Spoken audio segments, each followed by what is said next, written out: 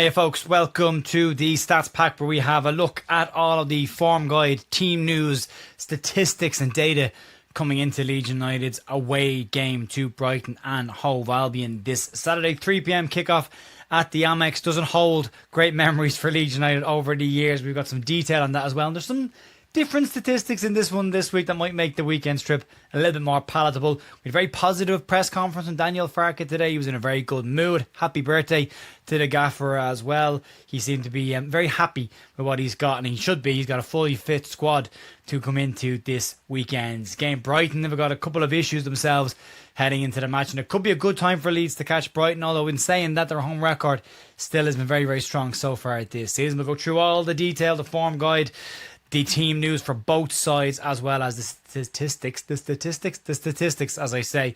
But yeah, a bit of stuff to get stuck into. But we'll start off, though, with the form guide, and we'll start with Brighton, as they are the home side in this game. Brighton have played 9 games this season so far. They've won 3, drawn 3, and lost 3. Scored 14 goals in that time frame, but conceded 15. They're sitting on 12 points, 13th in the table, and not a million miles ahead of Leeds United coming into the game. Last 5 matches, though, their more recent form guide, they have won 2, drawn 2, and only lost the single game. So although they might be sitting down in 13th in the table, it's not as bad as it might look for them. From a home form perspective, as they are the home side, they've played 4 games at home this season, won 2, drawn 2, yet to lose at the Amex, coupled with Leeds United's record at the Amex.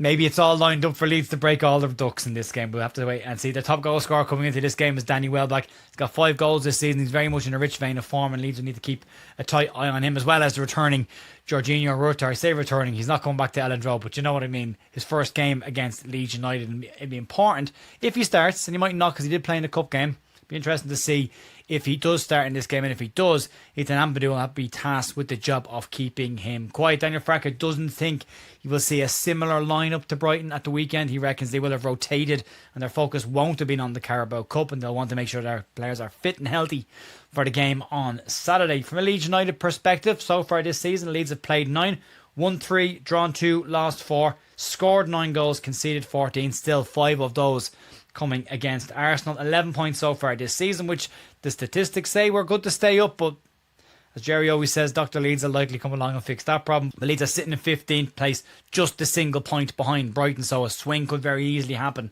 this weekend. Away form for Leeds United, it's not being great. They've played 4, only won 1 game on the road, drawn none, and lost 3. Important for Leeds to try and turn those away defeats into draws if they can, and that will go a long way to guarantee Leeds safety and maybe helping Leeds move slightly further up the table this season. Top goal scorers for Leeds, it doesn't make great viewing. Noah Okafor with 2, he'll be really important in this game.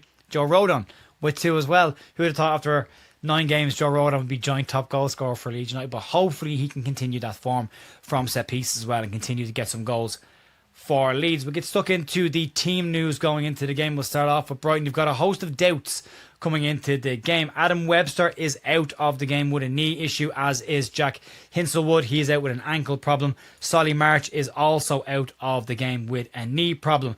In terms of late fitness checks for them, Joel Veltman will be a late check on a calf issue. Mitoma will have a late check on an ankle problem. And Gruda will have a late check on a knee problem. James Milner in the top corner there is a doubt for the game, but is likely to be involved in some part. Whether that's off the bench or starting remains to be seen, but he is expected to have some part to play in this game, but he is labelled as a doubt for right now.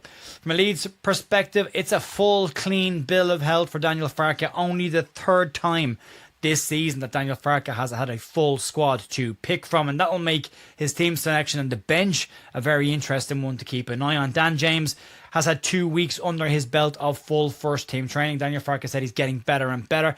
He missed 5 games at the end of last season. He missed most of pre-season, so he didn't start the season in the best of form, and then another injury there as well. So he's very much come back to fitness. Daniel Farke said that he has been doing extra work on the training ground, and he's happy with his determination to get back to the levels. He knows that he will have an impact. Willie Gnonto has had a full week of team training under his belt as well, the first one for him in a good while as well. But Daniel Farke says he's not in the conversation to start this game, but he could travel with the squad, whether he makes the bench or not, or travels as the additional player should anyone break down in the warm-up, remains to be seen. But yeah, it's nice to have Willie Gnonto back in and around, and he will be a good option for Leeds, if not for this game, for the games coming up after the next international break.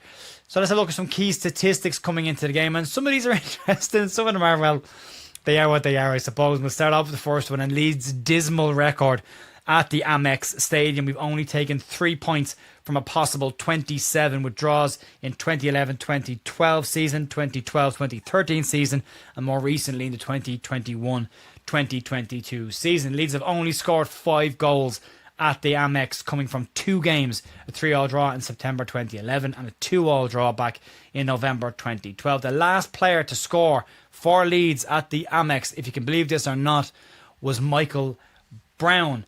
Leeds have never beaten Brighton away from home in the top flight. The full record is played 6, drawn 2, lost 4, and a big thank you to Andrew Stats Dalton for those statistics. Got the visual version of that, the stats pack, out over the next couple of days or so before kickoff on Saturday. You can check that out on our Instagram and our Facebook page as well if you want to go and follow us over there. But it's interesting. It isn't a really interesting one for Leeds to come into this. Again, all the stats, all the data suggests this is a home win or home banker for Brighton. The fact they haven't yet lost at home this season could be really, really interesting. The fact that Leeds have never won there, they haven't lost at home, it all suggests one thing, which means sometimes the flip reverse can happen on this and Leeds might be able to nick something. I think an awful lot of us would be very happy with a single point for Leeds United in this game if we could get it, and then you're focused on the Nottingham Forest game, and they've not been great. The game against Porto, they scored 2 penalties in that, but since then it's not been great for them either. So Sean Dyche not creating a huge amount of chances there, so that could be one for Leeds to eyeball or going into and maybe trying to get 3 points in that, and then that would make this block of 4 games a lot more palatable after that Burnley defeat and put Leeds in a decent position going into the international break, and then that hell of a run that comes out in December. But you never know. Leeds could pick up a couple of shock results along the way against sides who are, well, Liverpool, for example, 4 defeats in a row for them. So there is an opportunity for Leeds coming out of that as well. And the form and the momentum will be important on that. So these are 2 important games. I think a lot of people who I've spoken to would take 2 draws in these games. We'd be very happy to just pick up points. I think even if you lose one but pick up 3 points in the other one, that's not so bad. That's 6 points from your 4 block game. 7 points would be great to get, wouldn't it? But that'd be a different kettle of fish altogether. Tougher task, but let's concentrate on the one game we've got ahead of us right now.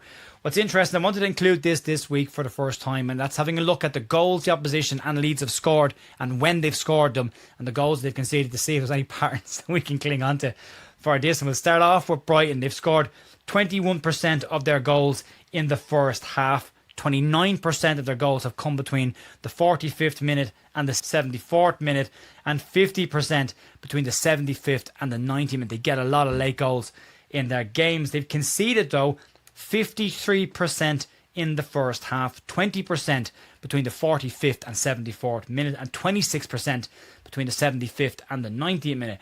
From a Leeds United perspective, this could be really, really interesting. Again, considering Brighton concede 53% of their goals in the first half, because Leeds score 77% of their goals so far this season in the first half. Only 11% between 45 and 74.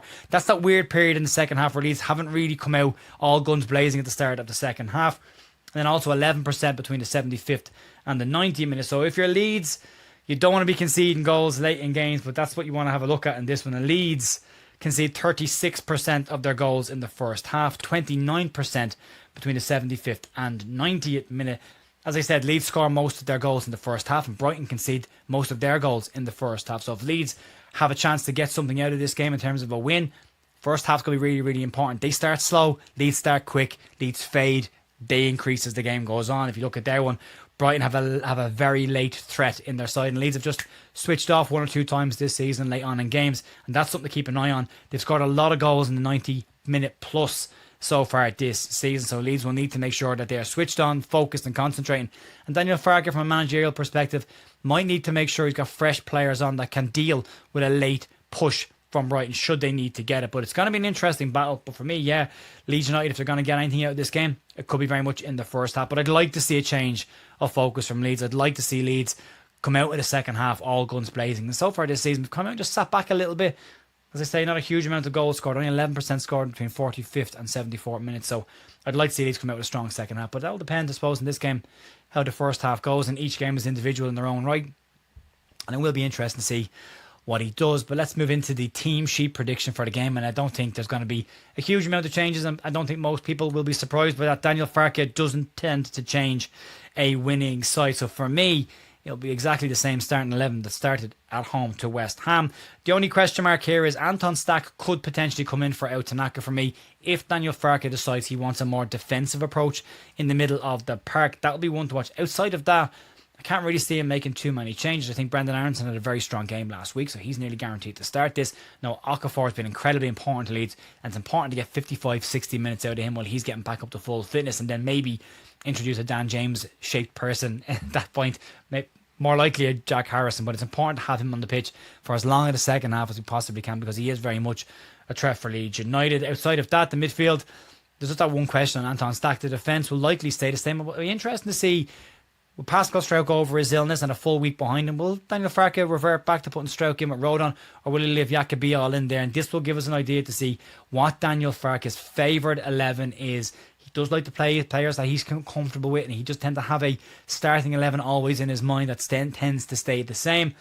Must be a really interesting one to see. Does he break from that and leave Bial in, or does he put Pascal Struijk back in? It's you can toss a coin for either two of those players, and they both have deserved a position in the team. Bial was very good in the last game, but Pascal Struijk had some very, very good performances this season as well. They offer you different things: a more physical style of defending from Jakob Bial, and a more footballing, I suppose, avenue for Leeds from Pascal Struijk. But yeah, it's going to be an interesting one. Score prediction wise for me, I'm looking at a 1-1 draw in this game. I think it'll be a good chance for Leeds to get some points on the board. But if you look at the other games that are going on around the Premier League this weekend, this could be a good weekend if Leeds could manage to get 3 points in this. Burnley are at home to Arsenal. Fulham play Wolverhampton Wanderers, so a chance for both of those potentially to take points off each other. West Ham and Newcastle, that won't be a straightforward or easy game for West Ham, especially the anxious side, as Nuno Espirito Santo has labelled them.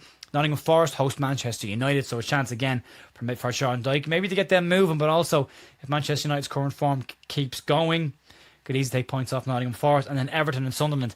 I think I would have been looking at this as Everton taking points off Sunderland this time, earlier on the season, I should say.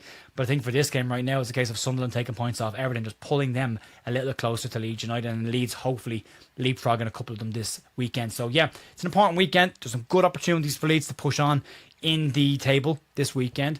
There's some good opportunities. A fully fit squad, first time in a while. That bench is going to be really interesting to see what Daniel Farke does with it. Who doesn't make that bench? We've obviously talked about Sebastian Bornau this week in the Belgian press, describing his move to Leeds United as an absolute nightmare for him. He's 26 years of age. He wants to be in the Belgian squad for the World Cup. Doesn't seem likely, and a potential move away from the club could happen. So yeah, that bench is going to be very interesting. Does Harry Gray make that bench at all? Doesn't seem likely either.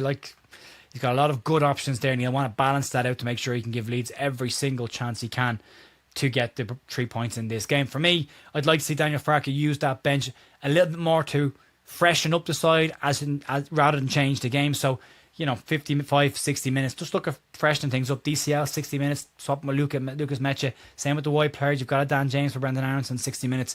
Don't leave it go too late before freshening it up as well. It's a good chance. It's a good depth there now for Leeds. So, yeah, could be a really positive weekend, and the manager might get a slightly late birthday present on Saturday to help his weekend as well. But yeah, let me know your score predictions or team lineups and what you want to see from Leeds United. You know what I want to see: physicality, aggression on the front foot and in their faces. I say it every week, and tempo. That's what I always want to see from Leeds United. But let me know your thoughts on this game, what you want to see from Leeds, and I will be back tomorrow morning for the last news of the week before we get ready for the game on Saturday. Outside of that, enjoy the rest of your evening. I'll talk to you soon. See you later. Bye.